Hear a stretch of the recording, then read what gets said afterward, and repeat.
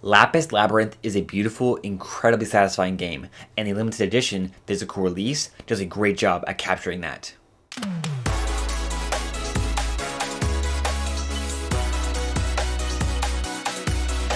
Hello everyone, my name is Adam and welcome to Timeline Gaming. Thank you to NIS America for sending me the Lapis Labyrinth Limited Edition XL. Now they sent this to me to simply unbox and show off. They didn't even ask for a review. But to make this video more valuable to you, I will be giving you an overview and my first impressions of the game after the unboxing. So be sure to stick around.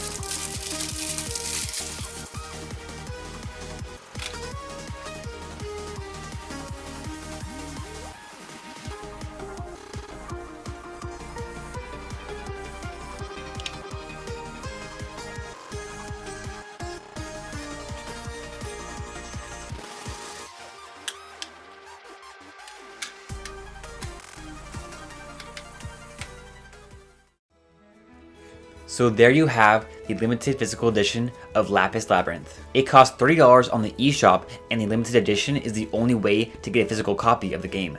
As always, collector editions like this cost more because it comes with all the extra stuff. So the limited edition cost $60 for the Switch version and $50 for the PS4 version. It releases May 28th. If you already think that you're going to like the game, then absolutely go for the limited edition. The artwork is beautiful, the soundtrack is really good, and the photo album book is actually really insightful. The character and enemy designs are awesome. All that's included is very good quality, and the prints of the artwork are very detailed. Everything about this physical release just looks so good. I mean, just look at the box art. I don't know why, but I love the box art.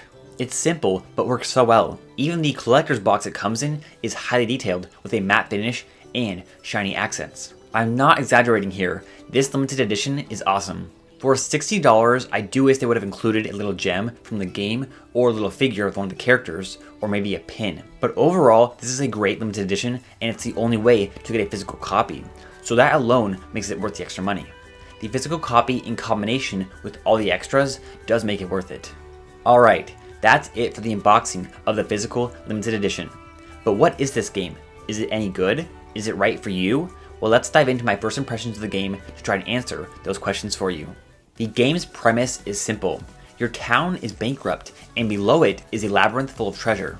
There is a legend that a golden forest lays within the depths of this labyrinth, and in this forest is a golden tree. Many adventurers have sought after this, but all have failed. So it's up to you and your team to search the labyrinth, find treasure, and reach the golden forest. I actually saw this game available to pre-order many months ago, and it caught my eye because of the really simple yet beautiful box art. Then I saw the trailer for it, and it definitely looked unique, but the style was a little off-putting to me. It's a dungeon crawler but has a Japanese style. However, once I actually played the game for a few hours, my entire perception of the game changed, and I am glad it did. My very first initial impressions of the game were bad. I was really off-put by the Japanese grunts and noises. I just don't like that, but luckily you can mute all those noises, which is really good. I also had no idea how to do anything, and it looked really chaotic. I went into my first game and died really quick. It was super hard. I played several more times and couldn't make any progress. Then I realized you could recruit more players. You see, I only had 2 to begin with, but you can recruit more to make your 4-party team. Once I did this, everything changed. I started enjoying things way more, and the entire experience became much more satisfying. This let me enjoy the game a lot more. With all 4 characters in your group, you deal much more damage, and each of the characters has their own unique abilities and attacks. At first, I was just button mashing, so I had no idea what was going on or the controls. But once you figure it out, the controls and combos are simple but effective. The Y button is your standard attack. If you mash it multiple times, it fires off a combo chain. The X button is your special attack, which has a cooldown after using it 4 times. This special attack is different depending on which way you tilt the analog stick. Then hitting A throws out your other characters that are on your head, and each of them uses one of their special attacks. So this lets you easily use your other players without switching to them. The top left trigger switches characters, and the top right trigger uses your team attack. This is super powerful. This of course has a cooldown as well. Hitting B will let you jump. On your own, you can double jump, but with the help of your 3 allies, they give you 3 additional jumps. Also, after you fill up your voltage meter, you get the fever mode. This fever mode makes it easier to kill enemies and gives you more gems and loot. Every single character really is different and has completely different attacks. I love how every attack looks different and feels different to use. Having your other 3 party members stacked on your head might seem a little weird, but it works so well. It's also kinda cute. The stacking element is actually an awesome, unique mechanic. The music in the game is also really good. Okay, listen closely everyone. The main gameplay is quest driven. Having the game be quest driven instead of being a randomly generated roguelike is so refreshing, as those games are so common now. If this were an indie game, it would have been turned into a roguelike, but this is not the case. Lapis Labyrinth is basically level based, and I love that about it. It's just simple and a nice change of pace from the other dungeon crawlers.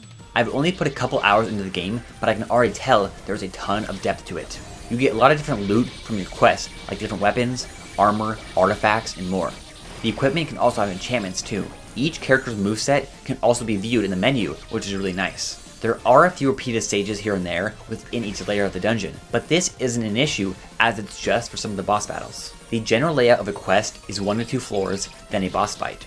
However, the deeper you get within the game, the more challenging it gets. Also, within each level, there are secret chests you can find, and it requires some platforming, which I really enjoyed. After each quest, you get to unlock chests that you got throughout your playthrough. These chests can give you equipment, and the more rare the chest is, the better stuff you'll get. The monster enemy designs are also really cool and unique. Each monster looks different and has a very detailed look and movement style. The artwork in general is beautiful. To the characters, to the enemies, to the environment all around you. These stunning visuals in combination with the great sound effects, HD rumble, and on-screen effects makes this game very enjoyable. And again, this game has lots of depth to it. There are tons of different variables with all your gear. There's also a trader, teacher, and blacksmith that help you and your team. I also like how the entire party levels up, not the individual characters, so you can mix and match and take people in and out of your party. There are 8 main characters, so you can recruit these members and change up your team. Each character is a different class: Hunter, Necromancer, Shielder, Maid, Gunner, Witch, Destroyer, and Bishop. When you recruit these characters, you can choose their name, color, hairstyle, and voice. This customization adds another level of personality to the game. The Hunter class uses knives and daggers. She is the best at close range combat. Then comes the Necromancer, who uses a scythe and magic. The Shielder, as you might expect, uses a shield. He is great at offense and defense. Next is the Maid, who uses a frying pan as a weapon. I mean, that's pretty epic. Now comes Gunner, who uses dual pistols and is great for long range combat. The Witch uses a staff with ancient magic. Her spells cast damage in a wide area. The Destroyer class is slow, but is very powerful. And lastly, we have the Bishop class, which can heal and attack. As you can see, each character really is different because each one is a different class. This diversity keeps the gameplay fresh and exciting. You won't want to keep the same team the entire time though. You may find a great combination for your party, but eventually you'll reach a level you can't beat. So in order to pass it, the best way is to change up your teammates to better handle the quest. I love how it subtly encourages you to use these characters in this way instead of using the same 4 the entire game. For example, there was this quest that was very hard to complete because the boss battle was in a tight space with tons of enemies. I was using a few long-range classes, so what I needed to do was swap out those players for ones with better close-range attacks and more defense. So putting in a Hunter and Shielder class is best for that level. I really enjoyed this aspect of the game. In conclusion, I was really surprised by how much Lapis Labyrinth has to offer, and I was surprised by how good it actually is. I didn't even know if I was going to be able to get into this game, but I did. I got sucked into it, and I'm really enjoying it. I've only put a few hours in, so I can't fully review it or give it a score, but I highly recommend this game. Lapis Labyrinth is a breath of fresh air for the genre, and it's so satisfying to play. That's all I have for you today, but now I want to hear from you. What do you think of this game? Is it right for you? Would you go with the digital version or physical limited edition? Let me know your take in the comments down below. Thanks again for watching.